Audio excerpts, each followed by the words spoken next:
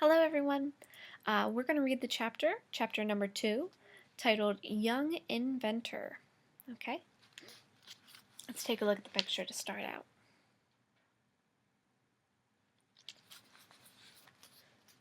Al was 12 when his father helped him get a job on the Grand Trunk Railroad.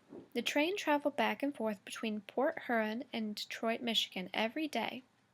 Al was a newsboy. Along with other boys, he sold newspapers, magazines, and snacks like candy and peanuts or sandwiches. The train didn't have a dining car. The passengers had to bring their own food or buy it from the boys. The train left Port Huron at 7 in the morning and returned at 9 in the evening. It was a 3-hour journey each way. Al had lots of time in Detroit before the trip back home. Al was not a boy to sit around and do nothing. He spent time at the library reading. There we go.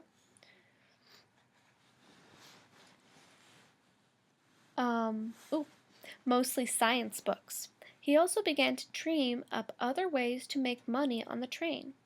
He bought things from the Detroit market and sold them to train riders on the way back home to Port Huron. In Port Huron, he took vegetables from his family's farm and sold them at the station. Then in Detroit, he noticed that a newspaper was throwing out ink, paper, and old pieces of type. Al bought a small printing press and started a weekly newspaper. He called it the Grand Trunk Herald. A subscription cost 8 cents a month. He sold about 200 copies a week. People liked it because it carried local news, train schedules, ads, and gossip. Al set up his printing press right there in the baggage car on the train. He also set up a simple lab. He wrote, he printed, he did experiments. The conductor didn't mind.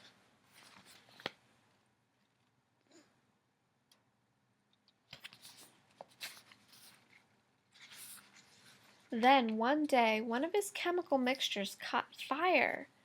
The conductor did mind now. He was really angry with Al. He picked him up and threw him off the train along with all of his stuff. But Al didn't lose his job as a newsboy. He just couldn't have a lab on the train anymore. In 1861, the Civil War broke out between the North and the South. Michigan was on the side of the North, the side of the President, Abraham Lincoln. People were particularly anxious for news. It was not long before Al saw a way to sell even more newspapers. He got a telegraph operator in Detroit to wire the war news of the day ahead to the station on the way to Port Huron. Operators wrote the news on the chalkboard at the station.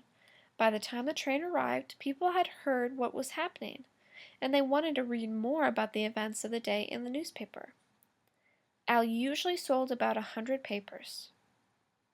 On the day when the sad news came of the terrible Battle of Shiloh, Tennessee, where more than 23,000 men were killed or wounded, he sold 1,000 newspapers. Al was a teenager now, and he decided he wanted to be called Tom. From then on, he was known as Tom or Thomas. One day, Tom saw a train about to hit the station master's 3-year-old son, Jimmy. He dashed onto the tracks and pulled him to safety. Oh, wow. That's pretty good timing, don't you think?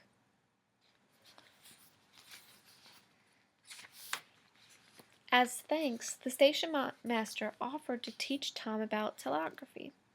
Telegraphy. I can't say that word. Tom was thrilled. He already knew Morse code. Here was a chance to learn about how to become a real telegraph operator. By now, telegrams were not only sent from railroad stations, but from offices owned by a company called Western Union. Tom worked hard, and soon he had a new job. He was just 16 when he went to work for Western Union in Port Huron. Later, Tom took jobs with Western Union in other cities. He went from one place to the next. He was getting faster and faster at sending and receiving messages. A good telegrapher could send or receive about 45 words a minute. Tom wanted to be the best.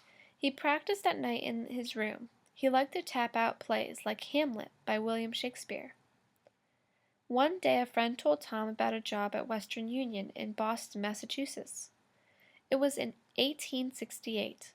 The Civil War had ended 3 years before. Now Tom was 21 years old. Off he went. Tom worked at night. During the day he worked on his inventions. He spent time at a machine shop where he could make the parts he needed to build whatever he was working on. This meant that Tom didn't get much sleep. This habit stayed with him all of his life. Tom always carried a small notebook in his pocket so he could jot down ideas. The first invention he made that he thought he could sell was an electric voting machine. He had noticed how long it took lawmakers in Massachusetts legislature to vote. Each vote was written by hand. An electric machine would make voting much faster. Tom applied for a patent from the U.S. government in Washington, D.C. A patent protects the owner of an idea for an invention. It stops someone else from copying it and selling it. The owner gives the date, time, and place where the idea began. The patent also includes a description and sketches of the idea. It stays on file whether the owner makes the invention or not. Over 60 years' time, Tom was granted 1,093 patents, more than anybody else, even to this day. Tom tried to sell his voting machine to the state, but the lawmakers didn't want it. They were glad that voting took a long time. This way they could try and persuade others to change their vote before the voting was over. Tom even went to Washington, D.C. to see if the U.S. Congress wanted it. For the same reason, they didn't. Tom couldn't believe it. He decided right then that he would never make an invention unless he was sure people wanted it. It was the only way to make money. Tom didn't want to be an inventor to become rich, but he understood that it took money to make his ideas happen. Tom wrote articles about telegraphy. People read them and admired the young inventor. Many called him a genius. Some even wanted to give him money to help him invent things. They were called investors. So Tom quit his job at Western Union. Now he would spend all his time inventing. He wanted to figure out how to send more than one message over a wire at a time, so that more telegrams could be sent. But after only a year, Tom had run out of money. He decided it was time to leave Boston and move to New York City. All right, that's the end of Chapter 2. Tomorrow, we will read Chapter 3. See you later. Bye.